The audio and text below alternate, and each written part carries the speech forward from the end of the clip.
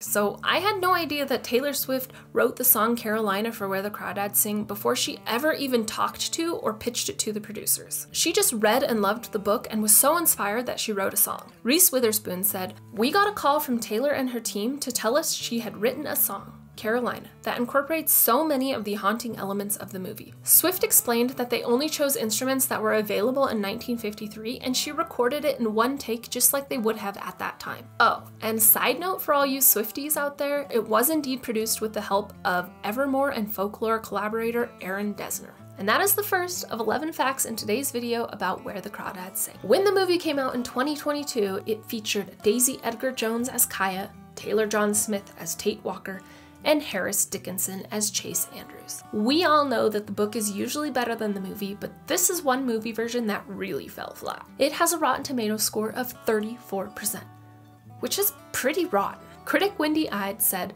"Like the backdrop, marsh or swamp, it's all a bit soggy." The movie may have been a flop, but as of April 2023, it had sold 18 million copies, putting it in the same realm as books like Dune and Charlie and the Chocolate Factory. Where the Crawdads Sing also spent 168 weeks on the New York Times bestseller list, making it one of fewer than a dozen non-series titles to be on the list for more than 100 weeks. I mean, it's no Harry Potter, which was on the list for 666 weeks, but it's still pretty darn good. But actually, the book wasn't even that popular on its initial release. It took 6 months to reach #1 on the New York Times bestseller list, which is a pretty unusual trajectory considering that most marketing and advertising budgets are clustered around the release date of a book. And it's likely that Reese Witherspoon announcing it as her September 2018 book club pick had a positive effect, but it doesn't explain the staying power of this book. And in fact, everyone has a hard time explaining this book's trajectory. The president of sales and marketing at Penguin Random House, Jackie Updike, said, "This book has broken all the friggin' rules. We like to have a comparison title so we can do sales forecasts, but in this case, none of the comparisons work." And this is from a person who has overseen titles such as Gone Girl and The Da Vinci Code. This book just didn't fit neatly in any genre, so it was hard for them to foresee it being any kind of blockbuster. Putnam had an initial print run of just 28,000 copies,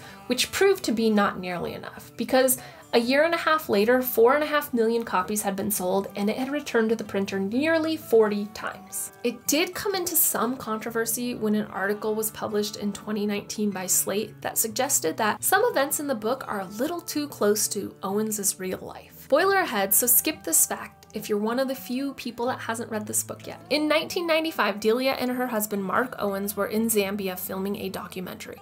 They had taken a strong anti-poaching stance, and in one incident that was caught on camera, there are gunshots from off-screen and a suspected poacher is killed. This poacher's face is blurred and they never found a body. Some people say that Mark Owens took it up in his helicopter and dropped it in a lake. Delia and Mark and his son Christopher left Zambia soon after, and they have been advised never to go back because they are still wanted there for the questioning of the murder. Now this strikes similarly close to events in the book in which there is a vigilante killing of Chase Andrews in the remote wilderness and the killer gets away with it. Controversy aside, in 2019, Where the Crawdads Sing sold more print copies than any other adult title, fiction or nonfiction. It also caused lookups for the word crawdad on Merriam-Webster.com to spike 1,200%. For those wondering, a crawdad is a synonym for crayfish or crawfish, which is an aquatic mammal that looks like a small lobster and lives in rivers and streams. They may not be cute, but they sure are delicious. And that, my friends, is 11 things you might not have known about Where the Crawdads Sing, but now you do.